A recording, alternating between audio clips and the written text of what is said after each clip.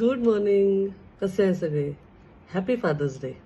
एक खूप छान गोष्ट माझ्या मावशीने पाठवलेला व्हॉट्सअप मेसेज होता तो. गोष्टीचं म्हणजे व्हॉट्सअप मेसेजचं नाव आहे अदृश्य आशिष.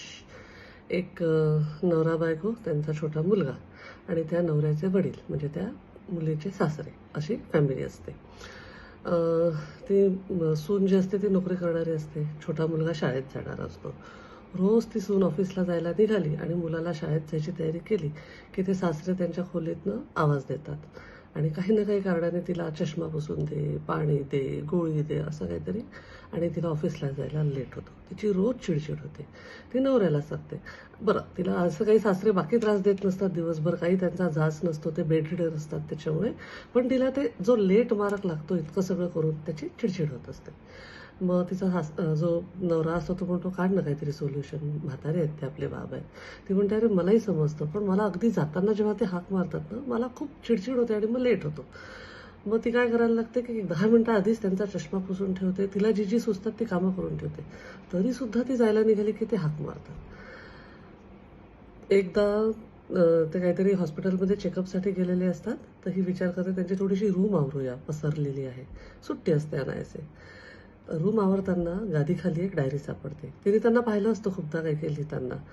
तर ती सहज सहज क्युरिओसिटी म्हणून डायरी उघडून बघते. तर त्या डायरीत त्यांनी लिहिलं असतं की सून आणि नातू जेव्हा ऑफिसला आणि शाळेत जायला निघतात तर मी कुठल्या ना कुठल्या कारणाने त्यांना आत बोलवतो. ते लोक तर काही माझा आशीर्वाद घ्यायला येत नाहीत. माझे आशीर्वाद त्यांच्या कायम पाठीशी, पण मला त्यांची दिवसभर काळजी लागून राहते. मग आता ते गेल्यानंतर पुन्हा मला दिसतील की नाही, म्हणून मी त्यांना बोलवतो आणि मनातल्या मनात त्यांच्या डोक्यावर हात ठेवून शुभम भवतो म्हणतो. त्या सुनेच्या डोळ्यातनं पाणी येतं. दुसऱ्या दिवशीपासून ती कुणालाच काहीच बोलत नाही, त्या डायरीबद्दल कुणाला सांगत नाही, नवऱ्याशी काही बोलत नाही. पण सगळी कामं आटपून 15 मिनिटं आधी जाऊन त्यांच्या खोलीत बसते, त्यांच्याशी काही ना काही बोलते. तो मुलगा शाळेत जायला निघाला की त्याला टाटा करायला आबांच्या खोलीत बोलवते आणि स्वतःहून ते एक 10-15 मिनिटं ती त्यांच्यासोबत घालवते. त्यांनी होतं असं की औषधं तीच असतात, सगळं तेच असतं, पण त्यांची तब्येत सुधारते आणि ते जरा हॅपी राहायला लागतात आणि शेवटी म्हातारे असतात तर एक दिवस झोपेत त्यांची डेथ होते.